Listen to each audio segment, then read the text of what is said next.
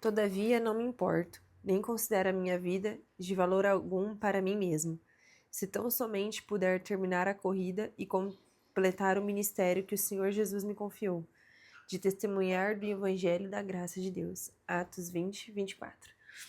Oi, pessoal, aqui é a Rafa, tudo bem com vocês?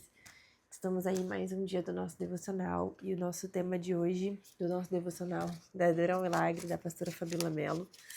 E o tema de hoje é: pare de fugir e encare sua missão. Então, antes de mais nada, curte, comenta, compartilha esse vídeo com mais uma pessoa que precisa começar a fazer um devocional. Ou se o tema desse devocional você sabe que é para aquela pessoa, mande para ela, compartilhe nosso canal. O nosso canal é um canal onde a nossa família quer ser usada para abençoar a sua família. Então, vamos lá? Há pouco tempo, meu marido Samuel e eu estávamos em Israel e em uma de nossas aventuras de volta ao mundo. Durante nossa breve estadia lá, fomos a um lugar que me marcou para sempre. Nós fomos ao porto de Jafá. Você deve se recordar da história infantil, Jonas e a baleia, contada nas escolas bíblicas. Pois bem, aquele porto foi de onde Jonas pegou a embarcação para Tarsis e tentou fugir do seu propósito. Deus o havia convocado para pregar ao povo de Nínive, uma cidade cheia de pecado e que precisava de arrependimento. Mas Jonas teve medo, tentou resistir à vontade do Senhor e se recusou a ir. Quem sou eu para julgar Jonas? Pelo contrário, eu muito me identifico com a história dele. Assim como Jonas, eu já tentei fugir do meu propósito. Houve situações em que olhei para o que Deus me chamou para fazer e pensei: será que eu sou a pessoa certa para isso?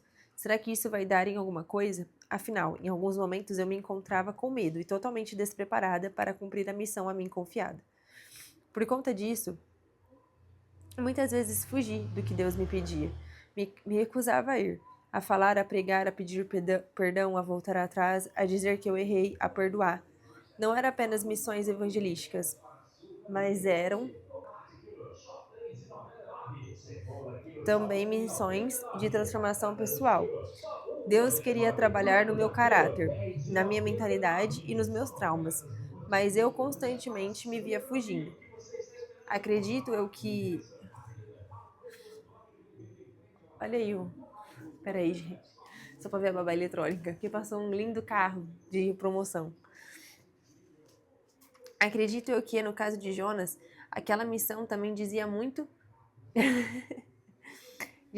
sobre algo que Deus queria fazer na vida dele.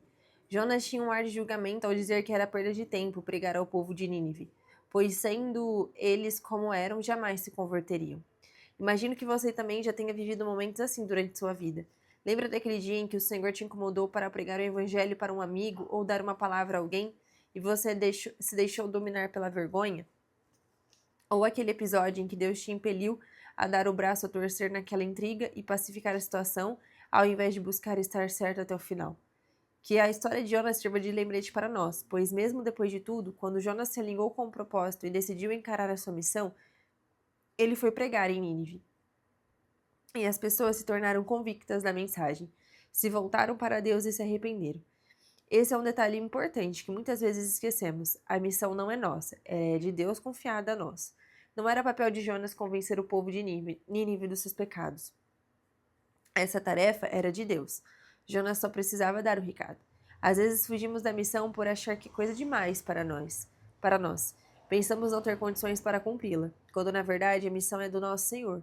Nós somos apenas seus encarregados, seus soldados e instrumentos. Não se preocupe, se Deus te deu uma missão, Ele já sabe como conduzi-la. Apenas dê os primeiros passos e confie na sua majestade e soberania para cumprir com o restante. Às vezes ficamos tão preocupados com as reações das pessoas que não nos lembramos de que somos apenas porta-vozes. Nosso papel é nos mantermos firmes no propósito que o Senhor nos deu. E o Espírito Santo cuidará do convencimento. Portanto, em vez de fugir ao seu propósito, diga: eis-me aqui, para Deus e siga em direção a Ele. Ore hoje, pedindo ao Senhor coragem e estratégias para dar os primeiros passos naquilo que Ele tem te pedido. E confie que o mais Ele fará. Amém. Vamos para as perguntas. Como você pode aplicar a lição da história de Jonas em sua vida, quando se sente tentado a fugir da sua missão? Eu acho que não foi uma boa escolha de Jonas, né? Que naquele tempo ele foi pelo peixe, né? Não quero ser engolida por nenhum peixe. Amém. Mas eu acredito que é você entender. Acho que, ai, gente, ela já respondeu essa pergunta aqui. Eu acredito que muitas das vezes nós achamos que nós temos que fazer o papel de Deus na vida das pessoas, sabe?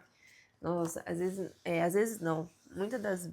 Maioria das vezes, o Senhor nos pede para falar a tua palavra, igual ela citou aqui, mas às vezes a gente quer resolver a situação da pessoa por inteiro. A gente quer que a vida dela se torne um conto de fadas. E isso, a nossa vida não é um conto de fadas, a vida de ninguém é um conto de fadas. Todos nós temos problemas. Mas às vezes a nossa mentalidade é tanto de consertar tudo e todos que a gente esquece que nós não somos Deus. E eu acho que é igual o Jonas, né? Igual ela falou de Jonas aqui. Era só para Jonas ir e falar aquilo que era apenas para o Senhor usar a vida dele para ele falar com aquele povo. E aí meio que ele fugiu porque ele achou que era ele que ia convencer. E na verdade não somos nós que convencemos, não era Jonas que convencia, e sim o Espírito Santo. Então acho que é isso que nós temos que levar da história de Jonas. Não é eu que convenço, não é você que vai convencer. Nós somos apenas um instrumento para falar a palavra dele. A palavra precisa chegar às pessoas. E é através de nós. A palavra chegando através de nós. Quem vai usar, de quem vai convencer é o Espírito Santo, não somos nós. Mas nós vamos ter cumprido a nossa missão de ter falado a palavra, de ter ministrado sobre a vida daquela pessoa, de ter dado um abraço, de ter semeado a paz. Às vezes, quando é para semear a paz, não é para ter razão. Então, acredito que é nesse sentido. Como se sente encorajado a confiar que Deus completará o que Ele começou em você, inclusive te capacitando para cumprir a sua missão? Como se sente encorajado a confiar que Deus completará o que Ele começou em você? Eu me encorajo que se eu estou viva é porque o meu propósito aqui nessa terra não acabou. Se eu estou viva mais um dia é porque o Senhor tem grandes coisas para fazer através da minha vida. Eu penso por esse lado. E que eu não perco tempo de viver aquilo que Ele quer para mim. Sabe, que eu possa ter discernimento e sabedoria para entender aquilo que o Senhor tem para minha vida naquele momento. E a nossa oração é Salmos 138:8. O Senhor cumprirá o seu propósito para comigo. O teu amor ao Senhor permanece para sempre. Não abandones as obras das tuas mãos. Amém. Então, que nós possamos confiar no Senhor e entender que nós somos apenas o instrumento, que nós vamos fazer a nossa parte e Ele vai fazer a dele. E que você não deixe de ser um instrumento nas mãos do Senhor. Amém? Eu te vejo amanhã. Tchau. Deus abençoe.